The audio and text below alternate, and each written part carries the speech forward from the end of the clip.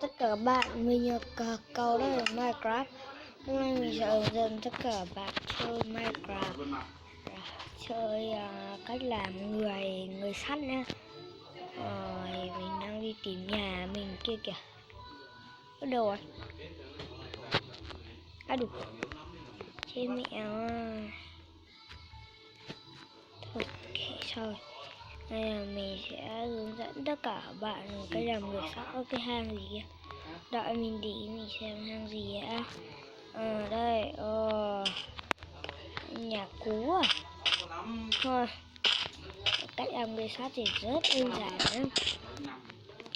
Các bạn cần cái chỗ này, các bạn vào sáng tạo, các bạn vào cái phần này thì nó sẽ hiện cái khối sắt đây là block à.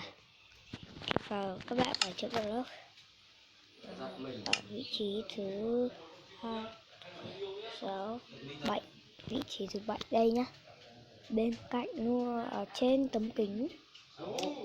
Và bây giờ mình sẽ làm đây, cần thêm một quả bí ngô gì cũng được các bạn ạ. Bây giờ mình sẽ làm người sắt cho các bạn xem, và tí mình sẽ thể hướng dẫn luôn cho tất cả các bạn. Rồi đây là một người sắt, mình hãy hướng dẫn bộ xương khô héo nhá.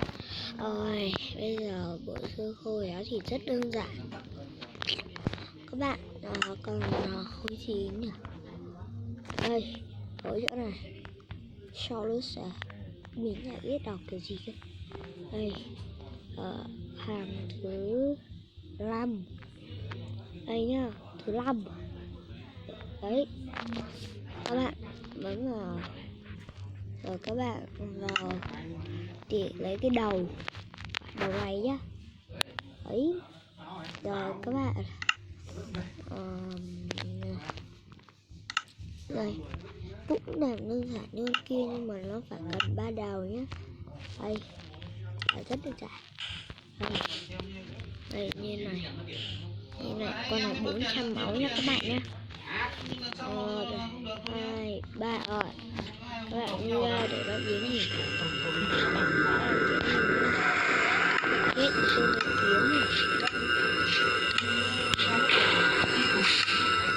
Đủ nó bay rồi. Đủ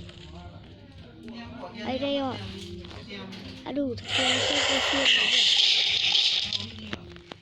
đùi gà này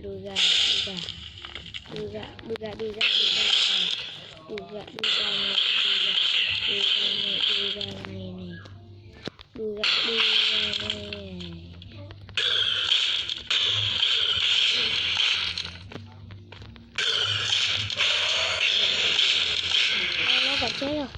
Cố lên rất khỏe. Các bạn vào hang nhưng mà hang sâu quá chắc là vào nó khó, tí tìm đường ra là xong đấy. Mình bị cho ba mũi. Đúng mình có cách.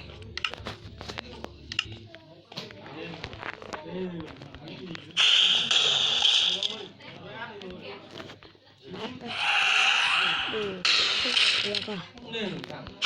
Đấy, đúng ạ. Mình sẽ được.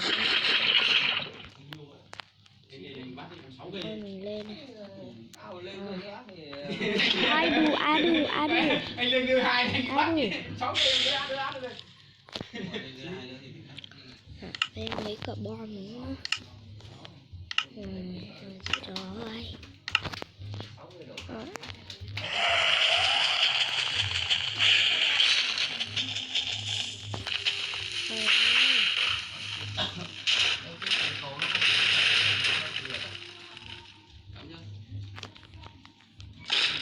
Nó chết rồi các bạn. Nó chết rồi. Ngay ra kiến.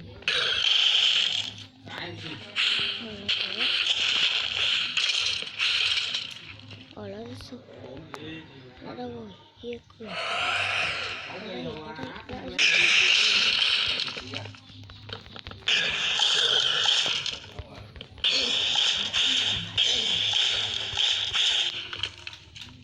Ông dậy rồi. Nó bắn rất mạnh. Nếu mình làm con đây thì này mình cũng chưa biết là nó có thể hợp.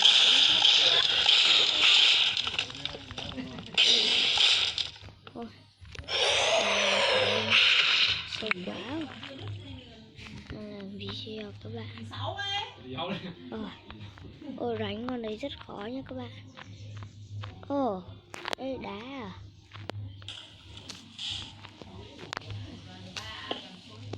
Ôi, đánh con này rất là dễ, rất là khó rồi. Bây giờ mình về mình tìm nhà mình làm, biết nó phát là làm con mới giết cho đã. Đủ. Nhưng mà mình cũng phải nói là nó rất là mạnh.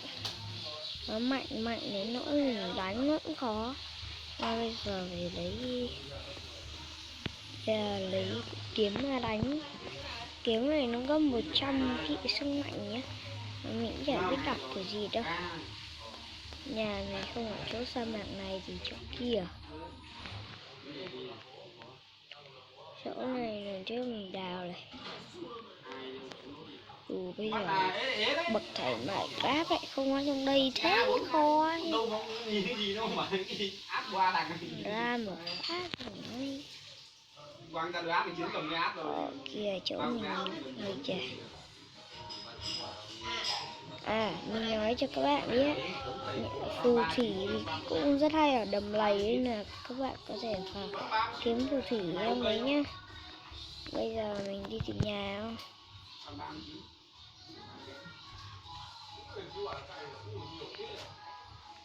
Đủ. Bây giờ cái phần tải mình tải cái phần ấy. Bây giờ tìm nhà mới khó cơ. Đây thế là đến rồi. Kia.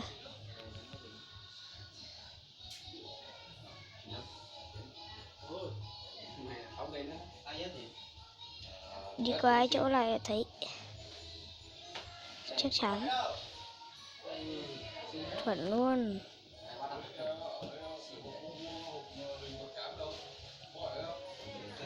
Tìm nhà sa mạc rất là khó.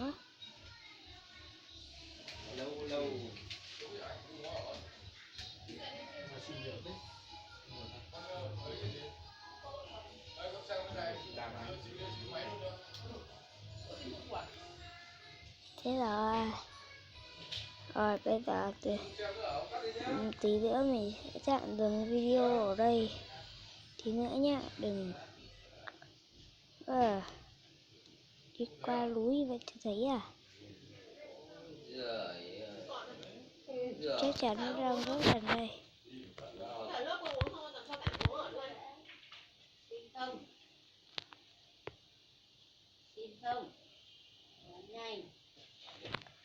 Đủ cái gì đây? Đủ trên không à? Thằng nào chắc chắn là nó nghịch này. Ôi cái sa bạc thì như sa bạc của lấy ra.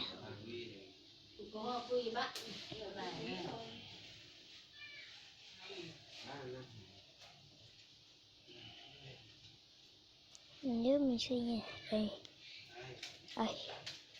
Đây gì anh sở tích à? Đủ, đây không phải của mình. Đây của ai đây?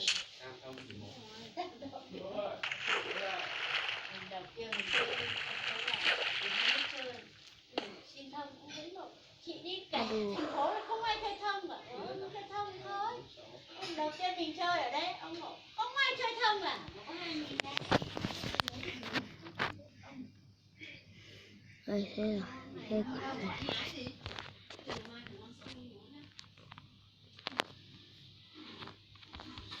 Tăng không?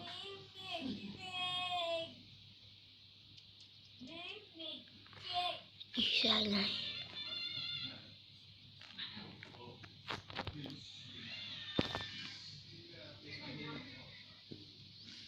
Mình nghĩ là biết ở đâu sa mạc rộng lớn này.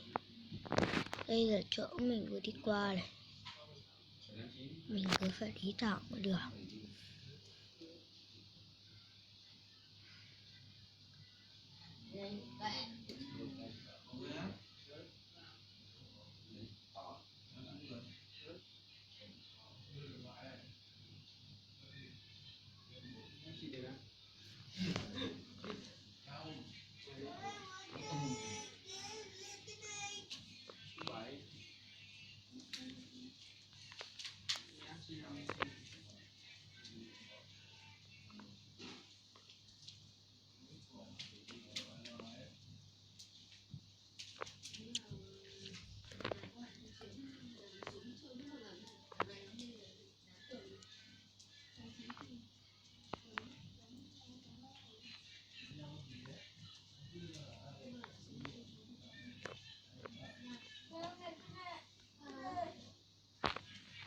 Rồi, mình tạm dừng ở đây thôi.